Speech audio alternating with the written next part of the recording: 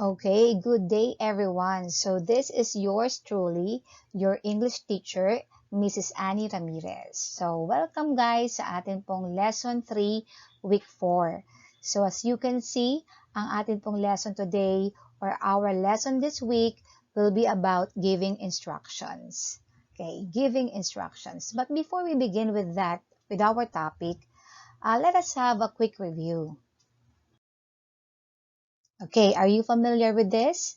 Bottom-up listening strategy, the lesson that we had last second grading period. Now, what's the reason why we are having a short review about this? So, this is a pre-listening activity, okay? And I decided to review it because as I noticed, hindi kayo masyadong aware kung anong strategy ba ang dapat nyong gamitin kapag kayo ay nakikinig or nanonood ng mga videos na ganito. So guys, unlike ng panonood natin ng movie or listening to our favorite song, we are using the top-up or the top-down listening strategy. So, pag ganon, you have a background knowledge kaya hindi na kayo masyadong nakikinig ng maayos. But since this is a video lecture, so kailangan mas naiintindihan nyo or dapat na maintindihan nyo kung ano talaga yung sinasabi dito sa video na to. And because of that need, you need to use bottom-up listening strategy. So let us read. Bottom-up listening strategy is a text-based strategy. So, doon daw siya nakapokus sa text. So, in this case, kayo ay nakafocus dito sa aking PowerPoint presentation. As a listener, we try to understand what is being said by making sense of the words, sentences, and ideas presented. So, yun nga ang sinasabi ko, dapat nakafocus kayo sa kung ano man yung ipinakikita ng PowerPoint, ano yung sinasabi ko, which is I'm using bilingual language, dalawang lengguwahe, meaning that I'm using English and together with Tagalog. Okay, so para maipaliwanag ko ng mas maayos doon sa mga students na hirap namang makaintindi ng English. Now, listening carefully to the specific details is the key to this type of strategy. So, ulitin natin yun because that is very important. Listening carefully to the specific details is the key to this type of strategy. So, bakit daw kailangang makinig ka ng mabuti? Okay, because at the end of this lesson, this is what I expect that you will do. Or, ano ba yung ini-expect ko sa inyo? Number 1, you're going to listen carefully para maunawaan nyo talaga itong buong lesson na to. Now guys, even though our video lecture lasted for about 30 minutes, what I want you to understand is this video lecture covers our 1-week lesson. So, hindi ko naman ini-expect na matututunan nyo ito agad sa pamamagitan lang ng single listening. Kailangang ulit-ulitin ninyo hanggat maaari kung nalalabuan pa kayo para talagang magrema or sabihin na natin so that you can understand fully what is being discussed in this video lecture. Now, if you understand it, number 2, you can follow instructions diligently. So, makakasunod ka ng mas maayos doon sa mga instructions or sabihin na natin sa mga directions na naririto dito sa video lecture na ito. Well, by the way, itong video lecture na ito ay masasabi natin kapatid ng module na ibibigay ko din naman sa inyo. And finally, you can answer or do your task correctly. Siyempre, if you can follow instructions, you can also do your task correctly. And now, I have here parang sabihin na nating acknowledgement or dedication. So this video lesson is made to cater the needs of grade 7 banahista, especially of course, my 4 classes, which are Adelpha, Antorium, Aster, and Lirio. So ito talaga para sa inyo. Para ma-reach out kayo, masamahan kayo sa inyong journey ng pag-aaral ngayong new normal. Okay? Yan. So, Ma'am, kailangan po ba laging may load para mapanood itong inyong video lecture? Siyempre, hindi. Since it is uploaded in my YouTube account, so you can click download so you can rewatch the video clip offline. So once napanood mo na siya, i-download mo na so that you can replay it anytime, anywhere, offline, with or without an internet connection. So yun ang kagandahan nun. Okay? So, ayan na. So, condition ng ating isip ha. You're going to use the bottom-up listening strategy. And what is that? Text-based. Nakafocus kayo sa kung ano man ang pag-uusapan. And you need to listen very carefully. So, let's begin. Okay, I have here again a clip art. So, what do you read? Okay, emergency. So, we can say that in this time, parang itong emergency, sobrang common na, di ba? Because of the COVID-19, parang ang dami-dami ma'am nating na-encounter na emergencies. Naririyan pa ang Bulkang Taal na parang laging gustong pumutok. So, we encountered a lot of emergencies nowadays. So, what is the purpose or what is the relationship of this clip art to our lesson? So sabi dito, you're going to use appropriate oral language when giving instructions. So by the way, napansin niyo ba yung first slide ko kanina? Nakalagay doon ay giving instructions. Ano yung mga instructions? Okay, para siyang mga directions, command na ibibigay. So unlike in other lessons, dito, you are expected to give instructions. Hindi ikaw ang magbabasa. Ikaw ang magbibigay ng instructions. And we will teach you, or sabihin na natin, I will teach you how to give effective instructions. Okay, this is lesson 3, and our coverage is April 12 to 17, 2021. So that will be tomorrow, Monday, or sabihin na natin kung pinakinggan nyo ito ng Monday. So, Monday until Saturday po ang lesson na ito. Okay, what is our most essential learning competency? Use the appropriate language or oral language, stance, and behavior when giving information, instructions, making explanations, and narrating events in factual and personal recounts.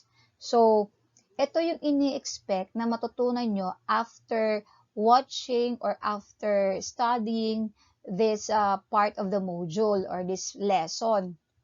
Kailangan ka daw matuto kung paano gamitin ang oral language, which is the English language, in giving informations and instructions, and also in explaining and narrating events. So our core content, giving instructions is considered appropriate when delivered clearly and completely. So, look at these words. Ito yung dalawang salita na pinakamahalaga dito. The word clearly and completely. When you give instructions, it should be clear, dapat maliwanag, and it should be complete. Okay, tatandaan natin yan ha. It should be clear and it should be complete.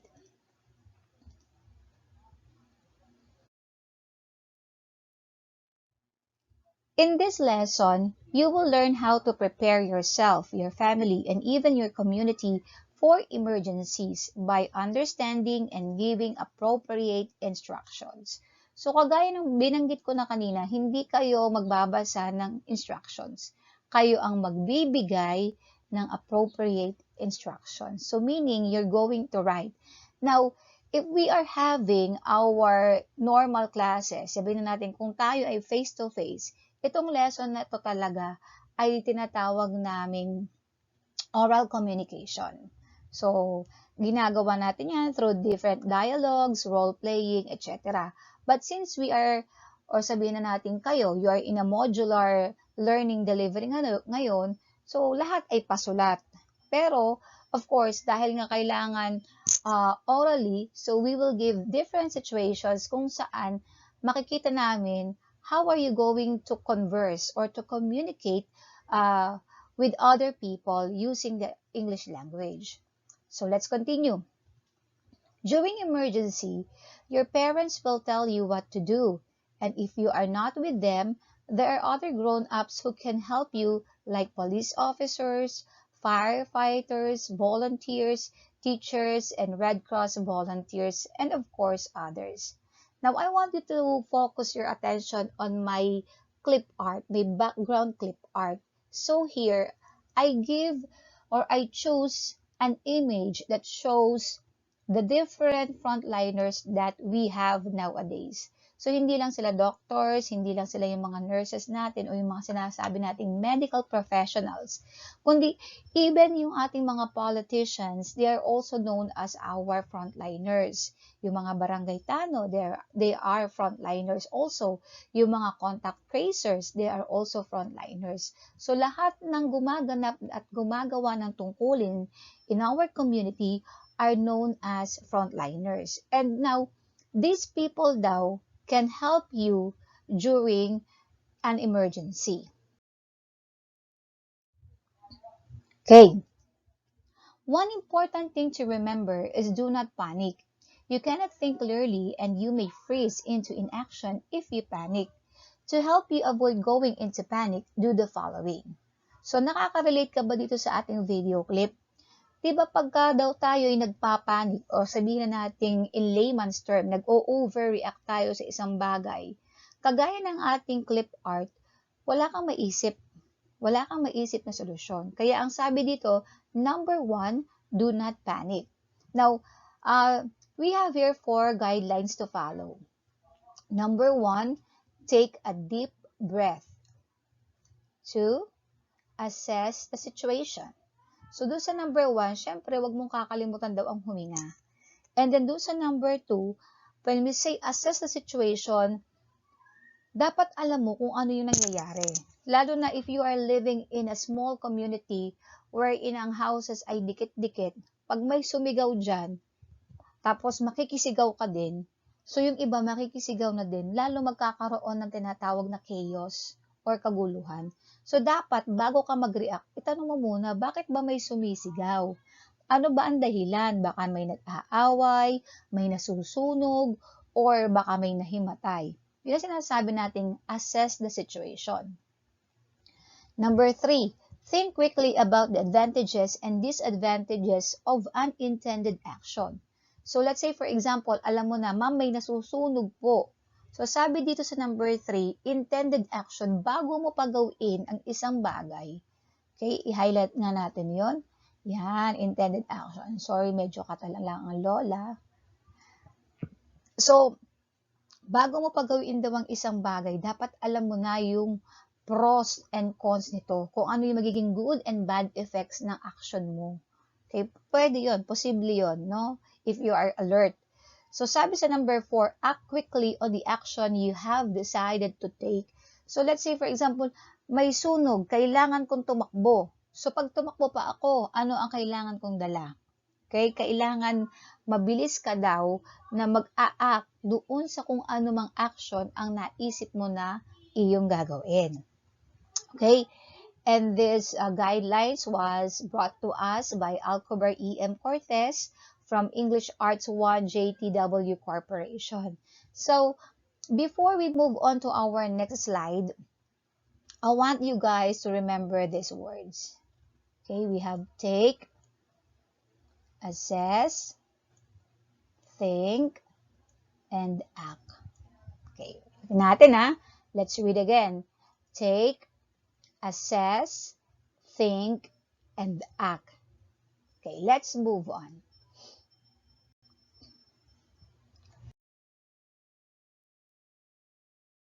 Okay, learning task 1 for 8 points. For your first task, familiarize yourself with emergency terminologies. Identify what is being described in each definition. Write the letter that corresponds to your answer in your paper. Okay, so let us read all these 9 choices. Letter A, safety. B, disaster. C, aftershocks. D, go bag. E, first aid kit. F, earthquake drills. G, evacuation. H, earthquake. And I, preparedness. Okay.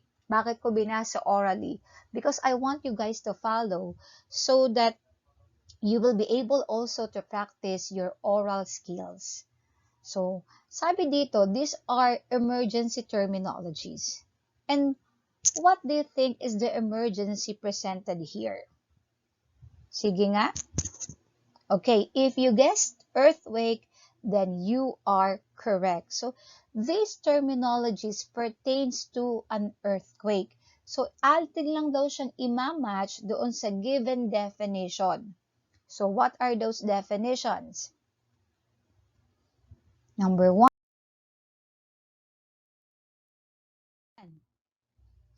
Repeat or read with me. A necessity that contains important items needed by the family to survive. So, ano yung ating clue words here? Ano yung mga dapat nyong tandaan dito? Okay? Ito yon. Necessity means pangangailangan. Pero nakalagay doon contains, naglalaman. Important items, naglalaman daw siya ng mahalagang bagay. Ano kaya yun? Number 2, a collection of supplies and equipment that is used to give medical treatment. So again, let's find the most important words or the clue words. We have collection of supplies and equipment. Correct. Number 3, a sudden calamitous event that seriously disrupts the functioning of a community and causes human property and economic or environmental losses. Okay, ang haba ng number 3. So, pag ganito guys kahaba, at sabihin na natin hindi ka naman talaga kagalingan sa English, hanap ka lang, what are the words that I understand? So, I believe itong word na to familiar, calamitous, from the word calamity. So, kalamidad. Isa daw itong kalamidad na nakalagay dito, seriously disrupt the functioning. So, ibig sabihin nakakaapekto. Saan nakakaapekto? Human, tao, property, ari-arian, economic, so sa ating ekonomiya, and environmental losses. Okay, nagkakaroon daw ng pagbabago or pagkawala sa ating mga bagay sa ating kapaligiran. So, ano kaya yung kalamidad na yun na nakakaapekto ng ganito kalala? Okay? Next, number 4, the condition of being protected from possible harm. So, pili ulit tayo. What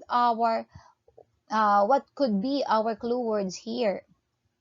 So, we have the word condition and the word protected. Pwede rin natin piliin ang harm. So, condition, protected, harm. So, meaning, pinoprotektahan ka daw nito sa possible dangers. Okay, let's move on.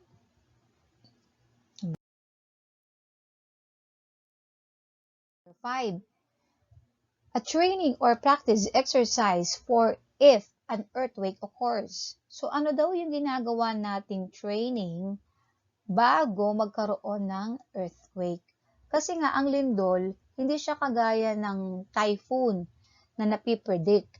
Wala pa actually nakakapredict ng earthquake. So, in preparation for this emergency, tayo nagkakaroon ng, sabihin na natin drill. Okay, drill. That will be your clue. Ng drill, siguro mga twice or thrice a year. Ginagawa natin yan in our classes or in our schools during the normal days. Okay, so number 6. This happens when people are separated from or leave a dangerous location or place. So, hanap ulit tayo ng clue words natin. Leave a dangerous location or place. Kapag daw ikaw ay umaalis or sabihin na natin pinaalis sa isang dangerous location, lalo na during times of strong typhoons. Yan, pag binabaha ang Wawa, pag binabaha ang Malitam, so bago pa sila bahain, sila'y pinaalis la. Anong tawag doon? Number 7. The weak to violent shaking of the ground produced by sudden movement of rock materials below the Earth's surface. Hanap tayo ng clue. The clue is weak to violent shaking of the ground. Anong emergency or anong calamity yon nagpapauga daw ng lupa? And number 8, a smaller earthquake following the main shock of a major earthquake. So clue words natin dito, smaller earthquake. Now this smaller earthquake guys, ito yung medyo dangerous. Because sometimes major earthquake isang beses lang yan. But this smaller earthquake, sometimes 200 yan. Ganun yan kadami. Okay, so ano daw yan? Ano yung tinutukoy na yan? Okay, so again, this activity, task 1, is 8 points. So I believe this is very easy because you have a prior knowledge about these terminologies. Why? Because the emergency here is very familiar to us. And naranasan natin itong emergency na to I believe 4 years ago dito sa Batangas City. Kaya sana wag na nating maranasan uli. Okay, learning task 2. Using the infographic on earthquake presented in the introduction, copy and complete the table below by giving appropriate instructions before, during, and after an emergency. The first one is done for you as your guide. So, before natin basahin uli or unawain yung mga other directions, atin munang alamin. Alin ba yung tinatawag na infographic? Nasaan ma'am itong infographic na tinutukoy na to ma'am? Okay, let's move on. Ayun, ang infographic. So, look at this. Ang tawag pala dito sa mga ganitong posters ay infographic. So, may natutunan tayong bago. Bakit infographic? Because this graphical representation conveys information. Pinaghalo kasi siyang pictures and text. And that made this poster visually appealing, ibig sabihin maganda sa ating paningin, and also very informative. Ibig sabihin, nakakapag-relay daw ng maraming informasyon sa atin. So, these materials, itong mga infographics na to, were used in different campaigns, lalo na kapag ngayong COVID, marami tayong nakikitang ganyang mga infographics about COVID-19, may prevention, may warning, etc. Okay? So, balikan natin. You're going to study this infographic. Now, kung naliliitan kayo guys, sa inyong module, mayroong mas malaking copy niyan. So, you can always go back to your learning materials.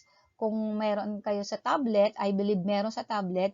So, pakibalikan nyo na lang and then zoom in. Now, I'm not going to read everything inside the infographic. This is, I believe, self-explanatory naman ito. Because the words here are very understandable. So, we will move on to the table. Okay, for 9 points, this is the table. You need to copy the table so you can answer it just like this. Okay, ulitin ko Kokopyahin natin yung table para maging kamukha. Now, here, nakalagay doon, earthquake, you should, meaning you should do. You should do before, bago mangyari ang lindol, during, habang nangyayari ang lindol, and after, pagkatapos daw na mangyari ng lindol. So, we have here 4 items. Ito yon, 4 items. You are expected to answer number 2, 3, and 4 for each boxes here. 2, 3, and 4. 2, 3, and 4. Okay? Now, the first one is given daw as an example. So, look at this. Know the hazards in your area. Next. Stay calm, do duck cover and hold when inside a building. Stay alert for aftershocks. So, ang tanong, ma'am, saan po nanggaling ang sagot na yan? Saan nga ba nanggaling? Okay, bago natin hanapin kung saan nanggaling, let's read this. Remember, instructions begin with verbs or also known as action words. Are we still familiar with verbs? So, pag sinabi po nating verbs, ito yon, ibig sabihin action words. Actually, madami po tayong klase ng verbs. But today, focus muna tayo doon as verb as an action, okay? Verb as an action word. Yan. Verbs. So again, balik tayo dito sa table. Saan kinuha ang sagot? Dito sa table. Okay, ayun. Balik tayo sa ating infographic. And as you can see, I have here flashing arrows. Andoon sila kinuha sa first, sabihin nating row of each table. Nakasulat dito yung before. Okay, let's highlight this. Ito yung before, ito yung during, and here is the after. So, dito sa first, yan, okay? Naroroon kinopya. So, mamadali pala, kinokopya lang. Yes. But look at this. I want you to read this. When inside the building, stay calm and do the duck, cover, and hold.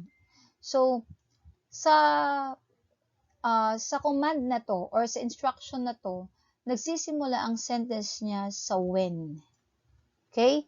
But, let's go back. Hindi siya naiibalik. Okay, sorry, hindi na yata naiibalik yung slide. Okay, forward lang ang alam niya.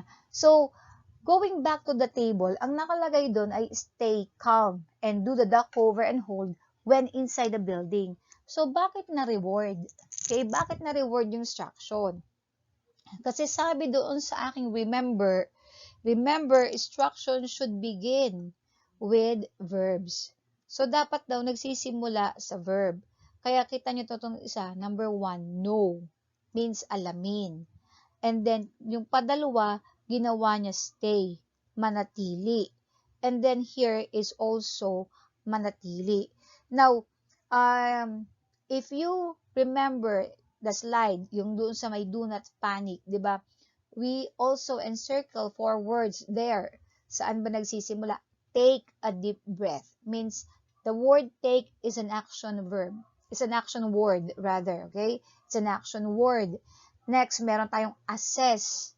Ang assess para din yung know. Okay? Parang suriin sa Tagalog. So, that is also an action word. Kapag ito, an action word tells you what to do. Ano mamang gagawin ko? Assess. Suriin mo muna. Okay? The next is, if I'm not mistaken, it is think. Okay? The word is think. So, kailangan daw ang instructions nagsisimula sa verbs. Okay, what are imperative verbs? So, nagkaroon tayo dito ng classification ng verbs. Okay, basahin nga natin. An imperative verb is one that tells someone to do something so that the sentence, it is and becomes an order or command. Now, kapag daw mayroong imperative verb, ang sentence daw ay nagiging pautos.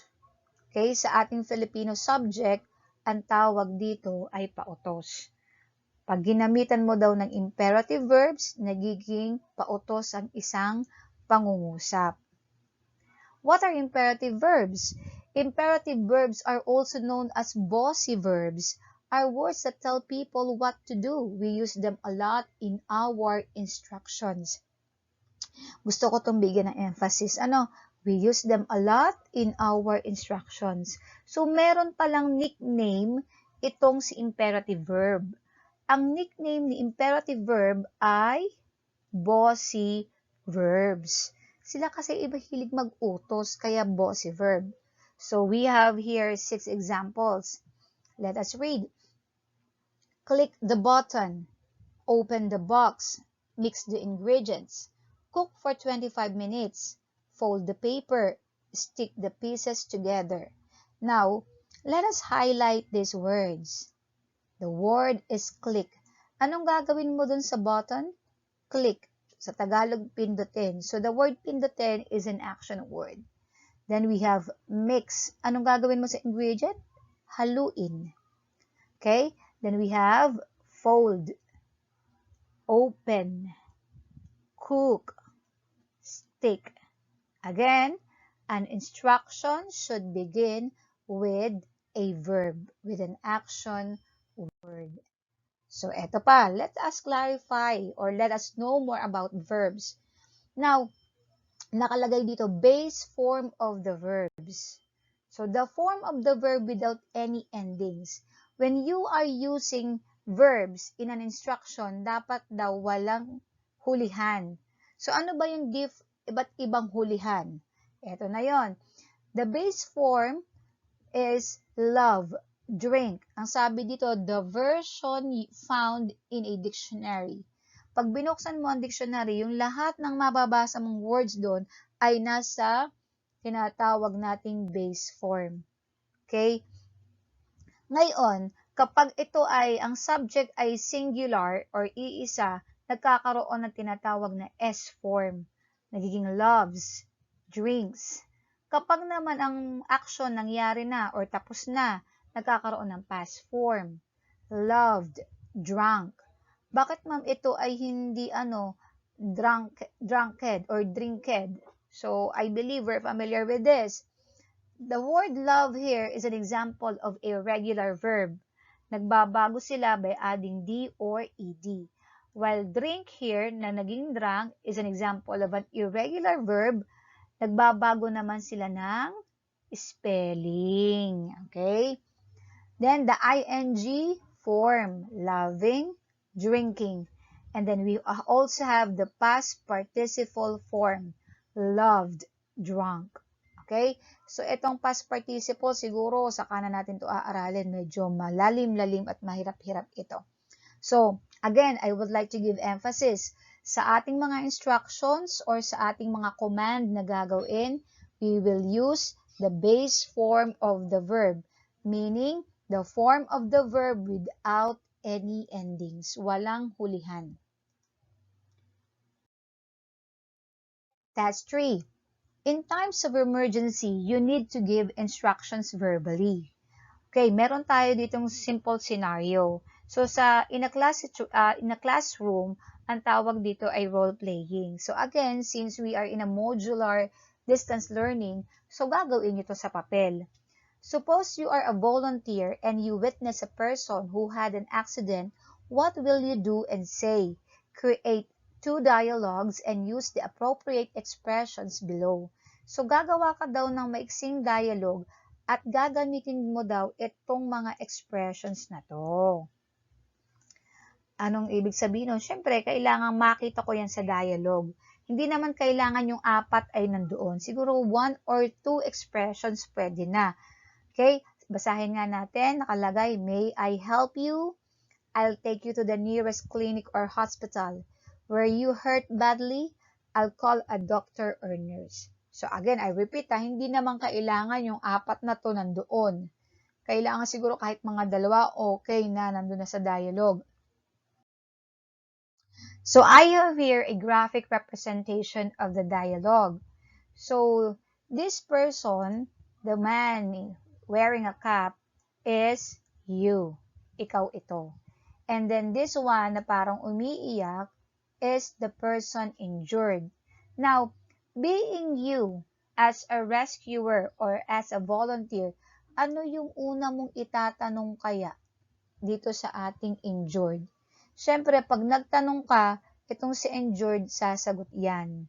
And then, here, you're going to give your instructions. Ano sasabihin mo sa kanya? Okay, kita mo ba? He was badly hurt. Sabihin na natin he siya kasi wala naman siyang buhok. So, kunwari lalaki yan. Nasaktan siya. So, ano yung sasabihin mo sa kanyang utos? And then here, sasagot uli siya. So, you have here 2 dialogues. Tigalawa kayo. That makes 4. And this activity is good for 10 points. So, bibigyan kita ng 10 points pag na-accomplish mo yan. So, ang tanong, ma'am, ito ba ay kailangan kong i-drawing? So, it's up to you kung gusto mong i-drawing. Kung hindi mo naman kaya, hindi naman kita pipiliting i-drawing yan. Ang mahalaga ay itong dialogue between you and the injured. Okay, let's move on. Task 4. for your final test, imagine that you watched or heard from a news report that there will be a super typhoon coming in the Philippine area of responsibility. Your community is prone to one of the following situations. So, what is situation number 1? Storm surge, pagtaas ng alon. Situation number 2, landslide, pagguho ng lupa. Situation number 3, flooding. So, i-imaginein mo daw na may darating daw na isang malakas na bagyo. And then, ang inyong community or barangay ay pwedeng mag-suffer sa isa sa mga ito. Here's the direction. Choose one emergency situation listed above. Pipili ka daw ng isa. Ma'am, pwede pa po bang hindi ka, halimbawa ma'am, gusto ko lindol. Hindi pwede yun. Ang sabi kasi sa direction, choose one emergency situation listed above. So, wag kang gumawa ng sa iyo. Number 2, prepare instructions or guidelines on what to do before, during, after your chosen situation. So, let's say, for example, napili mo ay landslide. Gagawa ka daw ng mga guidelines, ika-classify mo as before, bago magkaroon ng landslide, during, habang nagla-landslide, and after magkaroon ng landslide.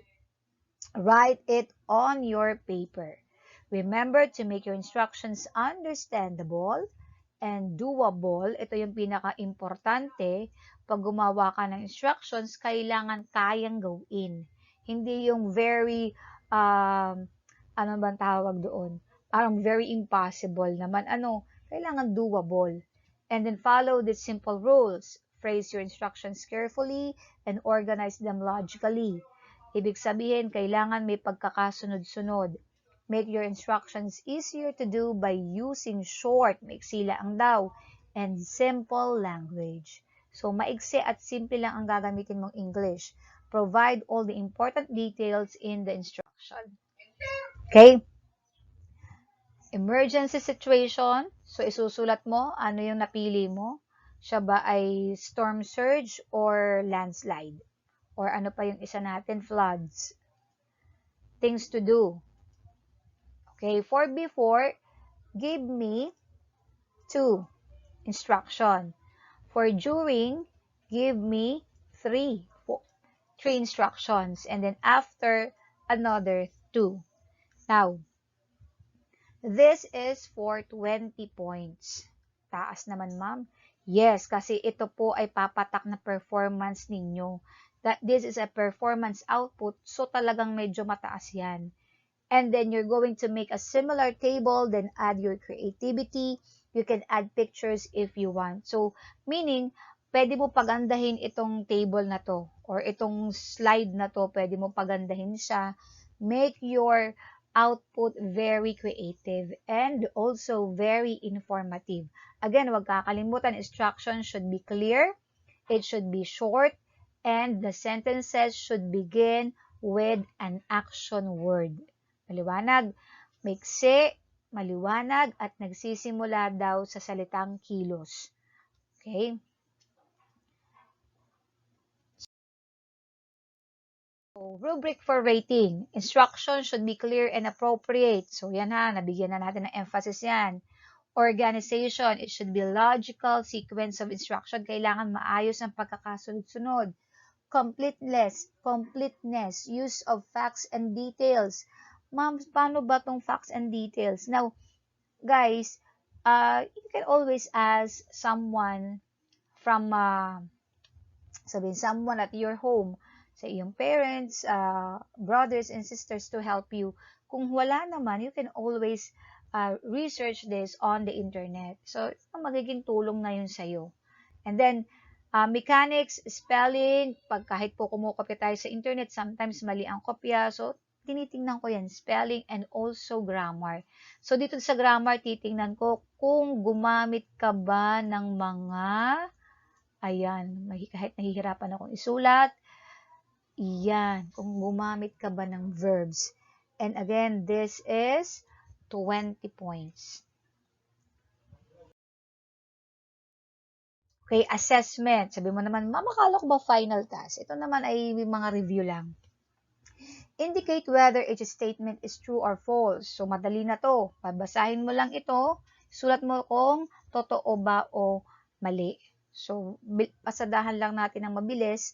In times of emergency, it is necessary to avoid going into panic. Your clue word here is panic. Never assume and underestimate the extent of disaster. Anong ibig ma'am sabihin itong underestimate the extent of disaster? So, sometimes, halimbawa, may nagsisigawan. Sabi, may sunog, may sunog. Sabi mo, taga saan ka? Taga malayo naman, taga kabilang ibayo. Sige, hayaya, tutulog na ako. Yun ang sinasabing underestimate the extent of disaster. Dapat daw hindi ganun ang iyong thinking. Okay, number 3. Information about the disaster is verified correct when it was broadcasted on TV and radio. So meaning, titingnan mo muna kung tama. Nangyari kasi ito last year. There was a rumor or a news in social media, especially on Facebook, nakalagay doon ang nagkaroon daw ng tsunami sa Japan. But when I researched it, yung tsunami na yun ay nangyari 3 years ago. Same with a strong earthquake, nangyari yata sa Cuba. So, hindi yung mga pictures and videos na nakapost sa Facebook ay hindi naman totoo at nangyari pala siya 7 years ago pa. So, kailangan daw tama. Number 4, before helping someone, make sure that you yourself is safe and capable to do so. So, dapat bago ka daw tumulong, ikaw muna ay safe at ikaw ay may kakayanan. Kaya baka nag-volunteer kang buhatin yung kapitbahay mo ay 10 laki naman sa iyo. Next, number 5, lives and safety should be prioritized above anything else. So, ang dapat daw na pinaprioridad ay ang kaligtasan at buhay. Pwedeng buhay mo, pwedeng buhay ng iyong family. Okay. Insights. So, ayan na. Pag may insights, means patapos na tayo. Reflection. 5 points. Yes, may marka po ito. Write your personal insights about the lesson using the prompts below. I understand that, I realize that, and I need to learn more about. So here, ano yung naunawaan mo? Ano yung higit na nagrema sa'yo? Meaning mas malalim na pagkaunawa. At alin sa palagay mo yung kailangan mo pang higit na matutunan? Yun ang ibig sabihin niya. This is sentence completion, guys. So, make it short. Hindi ko naman kailangan ng paragraph dyan. And, recap natin. This is our point system again. So, for our quizzes here, we have task 1, 8 points, task 2, 9, task 3, 10, assessment 5, reflection 5. Now, I add 3 points for neatness to make it a total of 40 points. And then, performance po natin, yung ating task 4, yung table natin, and that is 20 points. So, this module was prepared by Ma'am Masuelo and Ma'am Abisamis from SDO Tayaba City. Thank you for them. And also, this PowerPoint presentation was made by yours truly, Ma'am Annalyn Ramirez, an English teacher here in Batangas National High School. So, that's all, guys. Thank you so much sa atin pong mga parents at sa atin pong mga students na talagang nakikinig, nanonood, and taking effort to understand the lesson. Thank you so much for your cooperation. So, yun lamang and God bless.